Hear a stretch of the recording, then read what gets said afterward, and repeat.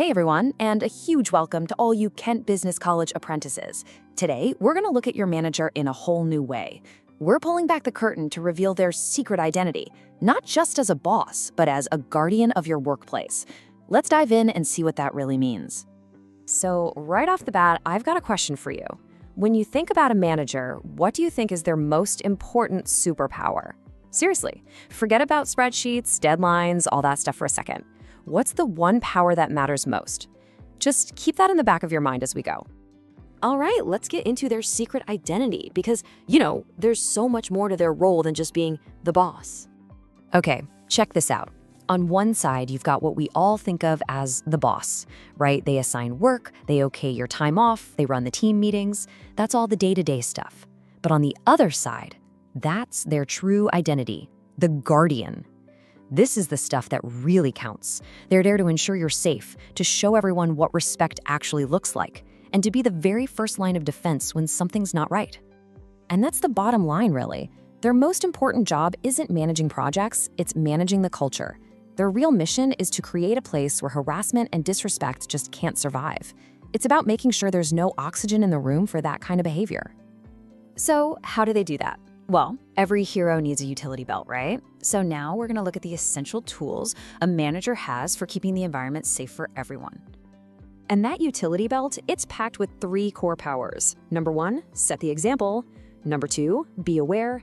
And number 3, probably the most important, take action. Let's break down what each of these looks like. First up, setting the example. This is the foundation for everything else. And honestly, it all boils down to respect. When a manager treats every single person on the team with genuine respect, it's not just them being nice. They're setting the professional standard for absolutely everyone. Now for the second power, we're gonna call this their spidey sense for workplace safety. You know what I mean, right? It's that gut feeling, that ability to notice when the vibe is just off. And this is what that spidey sense actually looks like in the real world. It's not about sitting back and waiting. It's about actively listening when someone has a concern. It means taking every single complaint seriously, even the small stuff. It's about having the guts to notice and actually step in when behavior crosses a line. And maybe the biggest one of all, it's about creating an atmosphere where you feel safe enough to actually speak up. Which brings us to our third power, taking action. Look, being aware is great, but it's totally useless if you don't do anything about it. When a manager sees or hears something, there's no let's wait and see. There's no hesitation. They have to act, and they have to act immediately. That part is absolutely non-negotiable. But every superhero has a weakness, right? A vulnerability.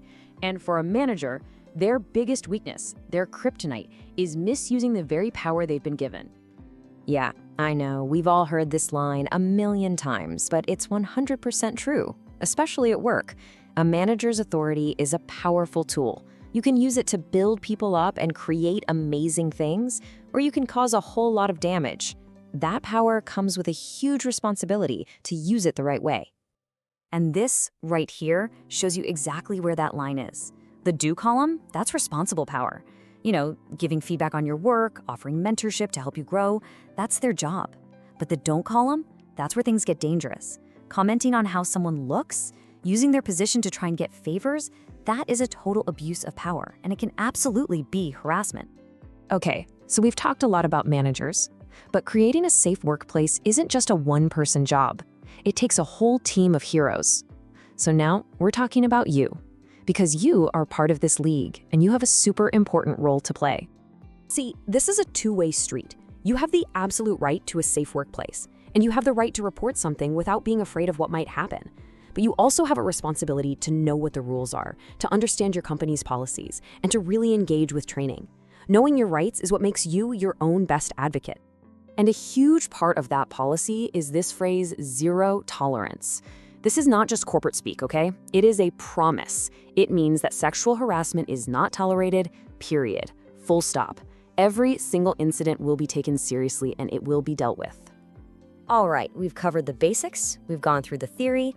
Now it's time for your mission, should you choose to accept it. Let's talk about how all this stuff actually plays out in the real world. So let's start with a scenario. Picture this. You're there, you hear it. A manager makes a comment about what your coworker is wearing, and it just lands wrong. It feels inappropriate. What do you do in that moment? What are your options? Let's really think about that. Okay, let's flip the script for a second. We've talked about red flags, but what about green flags? What are the positive signs, the good things you see that let you know your manager is a real workplace guardian? What does it look like when it's done right? And for our last one, let's bring it all back to teamwork because, like we said, this is on everybody. So how can you, working together with your colleagues, help build that culture of trust? How do we create a place where everyone, and I mean everyone, feels safe enough to speak up knowing they'll be heard? Let's discuss.